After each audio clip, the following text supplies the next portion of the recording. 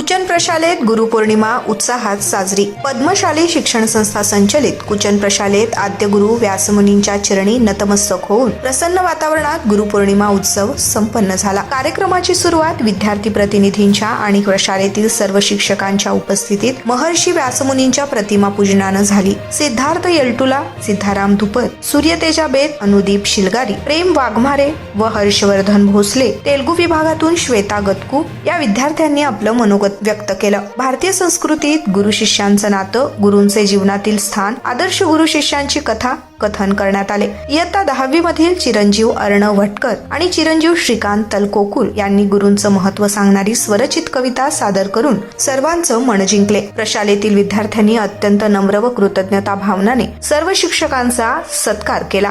प्रशालेतील ज्येष्ठ शिक्षक बसवराज हिट्टनळी यांनी आपल्या मनोगतातून गुरु शिष्यांचं नाते प्रेमाचे व विश्वासाचं असावं असे मत व्यक्त केले। अध्यक्षीय समारोप प्रसंगी प्राचार्य युवराज मेटेसर यांनी विद्यार्थ्यांच्या जीवनातील गुरूंचं महत्त्व विशद केले। या प्रसंगी उपप्राचार्य अनिल निंबाळकर, उपमुख्याध्यापक मधुकर धर्मसाले, पर्यवेक्षक दत्तात्रय मेरगू, प्रणिता सामल, मल्लिकार्जुन जोकारे, सर्व शिक्षक शिक्षकेतर कर्मचारी यावेळी उपस्थित होते। प्रशालेतील विद्यार्थिनी साक्षी भटकर हिनं सूत्रसंचालन केलं। चेतन वडनाल यांनी प्रास्ताविक तर आभार प्रदर्शन आम्रपाली गायकवाड हिने केले।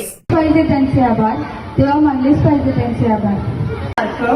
उत्कार कर, याही वर्षी तुला शिष्य बनवून घेता येत नाही।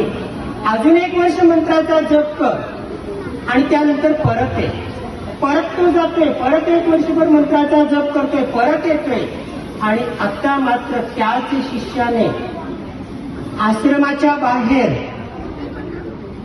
जो घाण पाणी आहे तो घाण पाणी त्या भावी शिष्याच्या अंगावर उडवतोय। आता मात्र तो शिष्य त्याला त्या